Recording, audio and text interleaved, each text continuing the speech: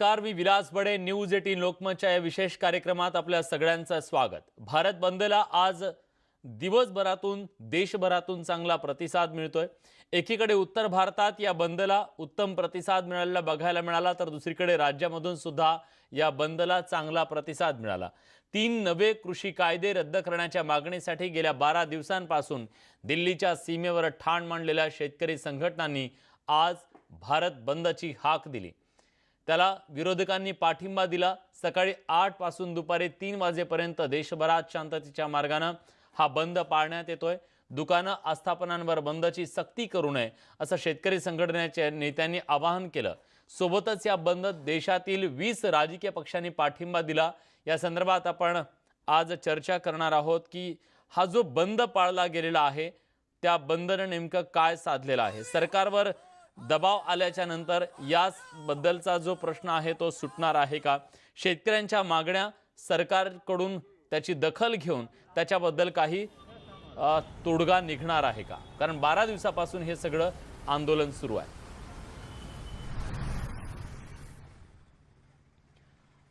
News 18 लोकमतवर आज दिवसभर या बंदच्या संदर्भातली सगळी माहिती आपण घेतोय. अप टू डेट देशभरातल्या सगळ्या महाराष्ट्रातल्या घडामोडी घेतोय. पण या सगळ्याबद्दल चर्चा करण्यासाठी आता आपल्या सोबत आहेत शेतकरी नेते विजय जावंदिया सर, स्वागत आहे तुमचं न्यूज 18 लोकमतच्या या कार्यक्रमात. थोड्याच वेळात आपल्यासोबत काँग्रेसचे प्रवक्ते अतुल लोंढे असतील, आपल्यासोबत भाजपचे नेते पाशा पटेल असतील आणि शेतकरी भारतीय किसान सभेचे नेते अजित नवले हे सुद्धा या चर्चेमध्ये सहभागी होणार आहेत. पण सुरुवातीला विजय भाऊंकडे जातोय. विजय भाऊ, आज जी मागणी करत शेतकरी रस्त्यावर उतरलेला आहे, 12 दिवसांपासून दुसऱ्या बाजूला तोडगा निघत नाहीये, अशा सगळ्या परिस्थितीत भारत बंदची दिलेली ही हाक शेतकऱ्यांना न्याय देऊ शकेल का?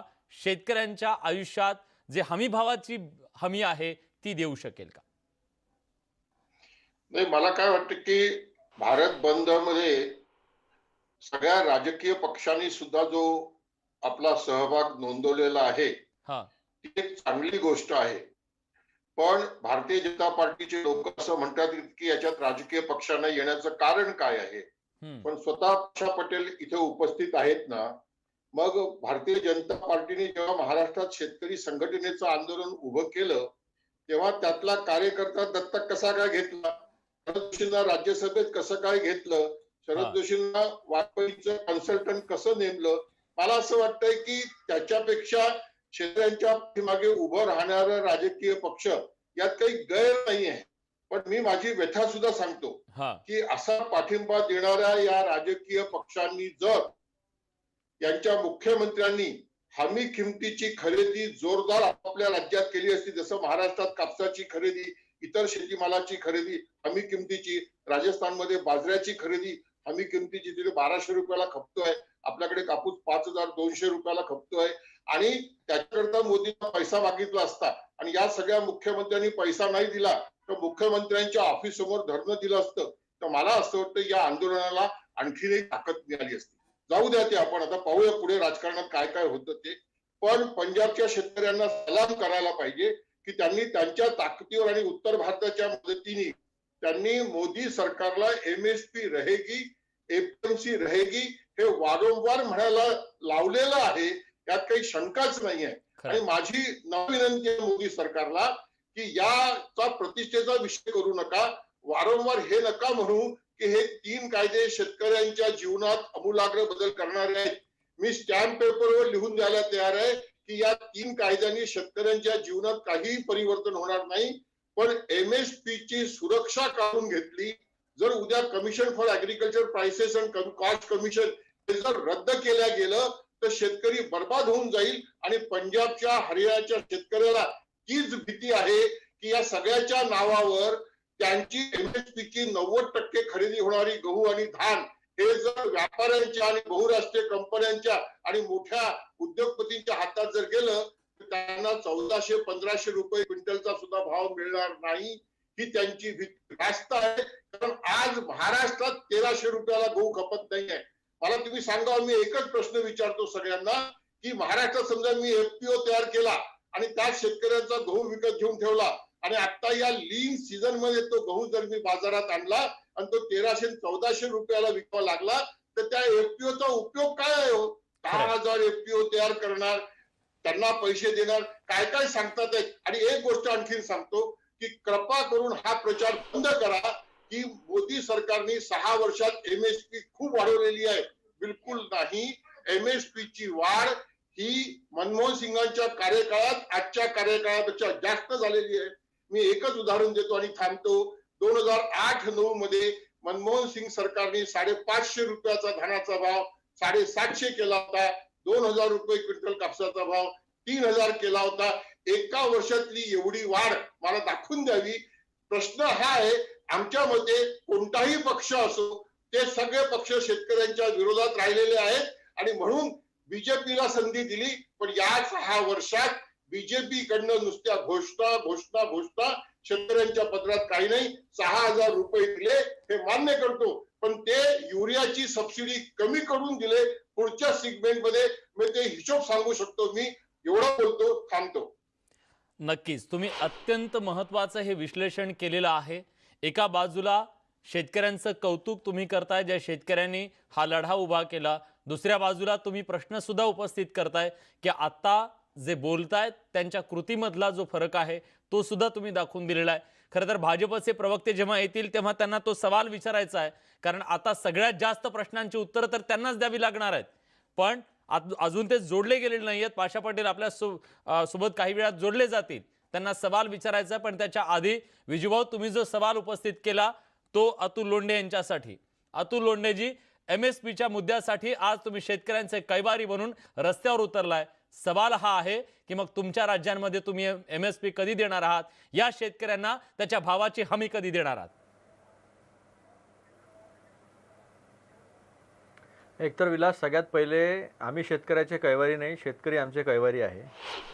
काँग्रेसने शेतकऱ्यांना सगळं काही दिलं असा आमचा दावा नाही आहे, पण शेतकऱ्याला उलटं टांगलं ज्या पद्धतीनं हे भाजप सरकार करत आहे तसा कधी करण्याचा प्रयत्न केला नाही, हे नक्कीच मी दाव्यानिशी सांगू शकतो. सर, थेट सवाल आहे, आपल्या राज्यातली एमएसपी जी आहे ती आपण कधी देणार आहात, ती का दिली जात नाही?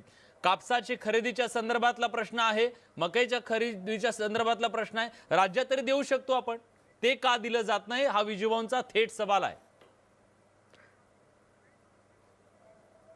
नाही, असं आहे की कापसाच्या संदर्भामध्ये आपण बऱ्यापैकी CCI थ्रू त्याचा खरेदी करत असतो आपण. ऊसाच्या संदर्भातही प्रश्न निकाली लागलेला आहे बऱ्यापैकी.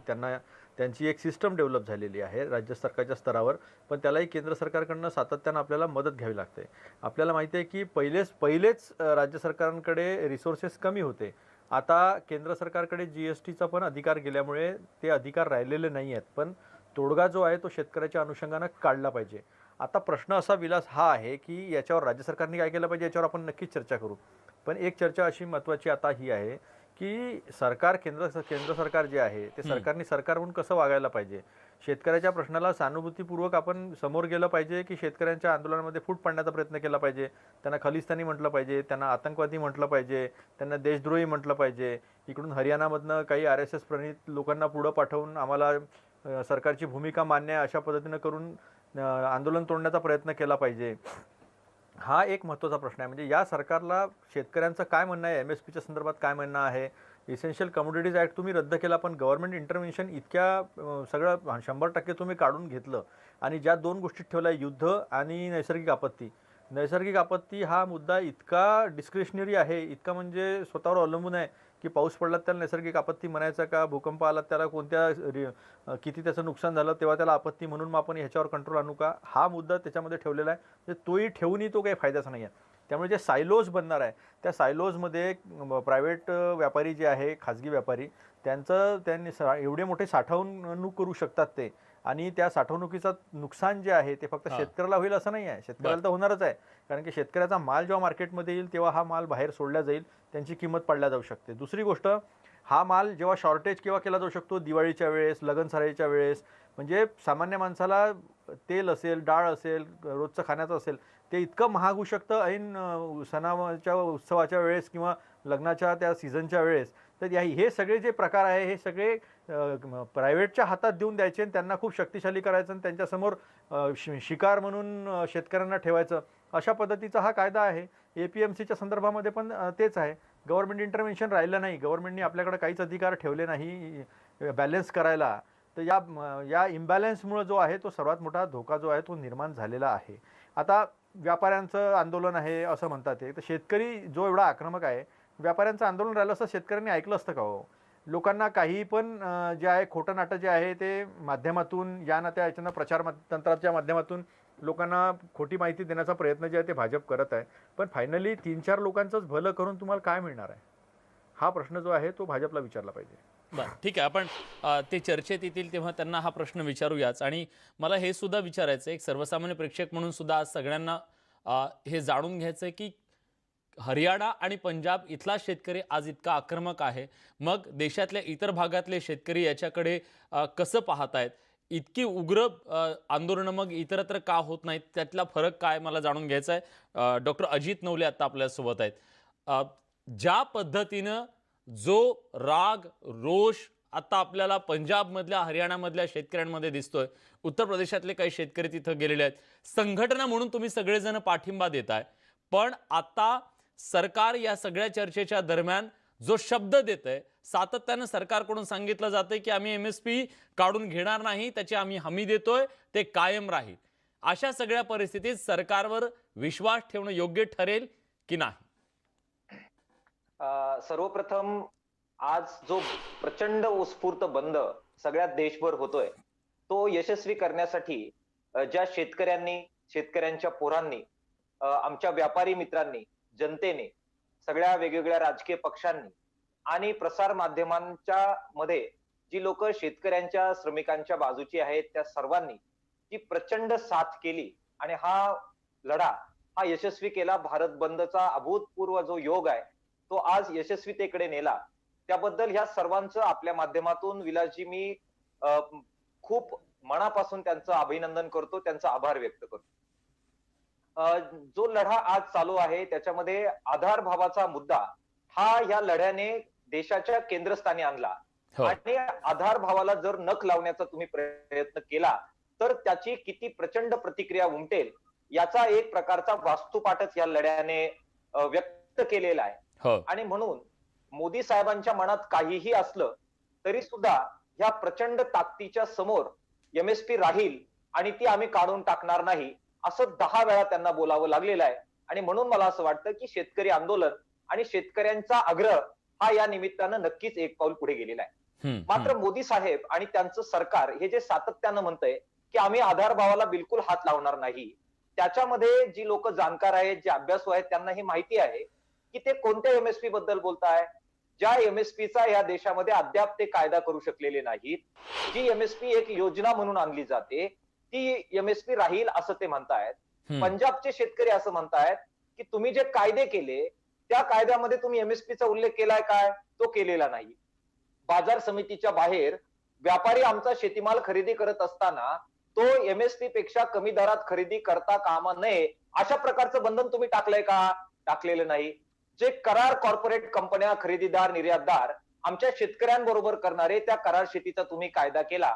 त्या कायद्यामध्ये सुद्धा शेतकऱ्याचा शेतीमाल उत्पादन खर्च अधिक 50% किंवा सरकारने जाहीर केलेली MSP याच्या खाली तुम्हाला खरेदी करता येणार नाही, त्याच्या खाली करार करता येणार नाही. अशा प्रकारची तरतूद करण्याची तुमची तयारी आहे का? मोदी साहेबांची ती तयारी नाही. आणि म्हणून बोलायचं एक, करायचं एक, दाखवायचे दात वेगळे, खायचे वेगळे, हा जो अनुभव आपण सगळे वेगवेगळ्या प्रकरणात यांचा घेत आलेलो आहे. याच्यात सुद्धा भाजपचा IT सेल आणि त्यांची प्रचंड मोठी असणारी प्रचार यंत्रणा ही असं पसरवण्याचा प्रयत्न करते की बघा आम्ही MSP कमी करत नाही आहोत, ते संरक्षण राहणार आहे. पण वस्तुस्थितीमध्ये मात्र कायदे करत असताना, धोरणं रेटत असताना MSP खतम करून टाकण्याकडे ती पावलं टाकतायत आणि त्यामुळे हा असंतोष उमटतो आहे. विलासजी, आपल्या माध्यमातून एक क्लेरिफिकेशन सगळ्या भारतीय जनतेला मला द्यायला आवडेल. आमचे शरद जोशी संघटनेचे काही मित्र आणि भाजपचे समर्थक असणारे काही शेतकरी नेते असा बेंबीच्या देठापासून गवगवा करताय की ह्या आंदोलनात सामील जाणाऱ्या शेतकरी संघटना आणि शेतकरी हे शेतकऱ्याच्या स्वातंत्र्याच्या विरोधात आहे. त्यांना शेतकऱ्याच्या हातातल्या बेड्या तोडून द्यायच्या नाहीयेत. किंबहुना शेतकऱ्यांना बाजार समितीच्या जोखडामध्ये शेतकरी राहिला पाहिजे, यासाठी ह्या आंदोलनाचे समर्थक काम करतायत. मला खरं तर शरद जोशी साहेबांच्या समर्थकांची आणि त्याचबरोबर भाजपच्या समर्थकांची जे अशा प्रकारचा प्रचार करतायत त्यांची अत्यंत कीव येते. त्यांच्या केविलपणाला काय म्हणावं ते मला सुचत नाहीये. मुळात बाजार समितीच्या बाहेर जर 4 पैसे शेतकऱ्यांना जास्त मिळणार असतील तर आम्हा सर्वांनाच आनंद होईल ना. आणि अशा प्रकारचं स्वातंत्र्य कुठेही माल विकण्याचं हे शेतकऱ्यांना असलं पाहिजे, याच्याबद्दल दुमत असण्याचं कारण काय? आम्ही जे शेतकरी संघटनेचे किसान सभेचे किसान संघर्ष समन्वय समितीचे कार्यकर्ते आहोत.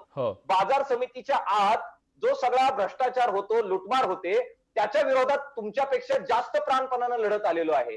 आणि म्हणून त्यांचा जो हा खोडसाळ प्रचार आहे तो धादांत खोटा आहे. आम्ही भारतीय शेतकऱ्यांच्या स्वातंत्र्याच्या बाजूचे आहोत. आम्ही भारतीय शेतकऱ्यांच्या हातातल्या बेड्या तोडण्याच्याच बाजूचे आहोत. आम्ही भारतीय शेतकऱ्याला त्याचा शेतीमाल जगभरात कुठेही विकता आला पाहिजे याच बाजूचे आहोत. परंतु हे स्वातंत्र्य देत असताना आम्ही भावाचं संरक्षण काढून घेता कामा नये. आणि बाहेर शेतीमाल विकत असताना व्यापाऱ्यांनी जर पैसे बुडवले तर तुम्ही या कायद्यामध्ये तरतूद केली की तुम्हाला न्यायालयात जाता येणार नाही, तुम्हाला दाद मागता येणार नाही. ही न्यायबंदी तुम्ही काय करताय? आमचं म्हणणं आहे की बाजार समितीच्या बाहेर जर शेतकऱ्याची फसवणूक झाली तर आम्हाला न्याय मागण्याचा अधिकार तुम्ही अबाधित ठेवला पाहिजे. आणि म्हणून या सगळ्या अपप्रचारांच्या पलीकडे जात आज जो जबरदस्त प्रतिसाद शेतकऱ्यांनी दिला, जनतेने दिला, मला जनतेचा आभार मानायचा आहे. नक्कीच शेतकऱ्यांचं कौतुक करायला हवं की शेतकऱ्यांच्या प्रश्नावर आज ते रस्त्यावर आलेले दिसले. आणि पहिल्यांदाच खरं तर मला वाटतं की या चर्चेमध्ये सगळे सहभागी झालेले विविध पक्षाचे राजकीय नेते जरी तुम्ही असलात तरी शेतकऱ्याचे सगळे मुलं आहात. तुम्ही आतापर्यंत लढत आलेला होतात की शेतकरी कधीतरी या देशातला एकत्रितपणे उभा राहिला पाहिजे. ती अपेक्षा आज तुमची कदाचित पूर्ण झालेली असेल. पाशा पटेल आपल्या सोबत आहेत. पाशाजी, देशाच्या रस्त्यावर आज शेतकऱ्यांचा जो असंतोष दिसला, जो रोष दिसला, जो संताप दिसला, तो जोखण्यात मोदी सरकार तुम्ही कमी पडलात का? तुम्हाला अंदाज नव्हता का आलेला की आपण जे करतोय त्याच्यातून नेमकं काय उगवणार आहे? नाही, आता एक गोष्ट लक्षात घ्या की शेतकऱ्याचा जो असंतोष आपण म्हणताय, 55 वर्षामध्ये पहिल्यांदा या कायद्यामध्ये बदल झालेले आहेत विलासजी. आज ज्या पद्धतीनं विरोध चालू आहे, मला एक छोटीशी गोष्ट सांगायची. आता मी माझ्या गावात बसलोय. गावामध्ये आज 30-40% लोक आपली शेती वाट्यानं देतात, खोतीनं देतात किंवा पैशानं तोडून देतात. म्हणजे मला शेती नाही करायची किंवा माझी शेती छोटी आहे, 1 एकर 1.5 एकर 2 एकर आहे, ह्याच्यावर माझं भागत नाही. म्हणजे बैल ठेवता येत नाही आणि ट्रॅक्टर बी फिरवता येत नाही. अशा परिस्थितीमध्ये काय करणार?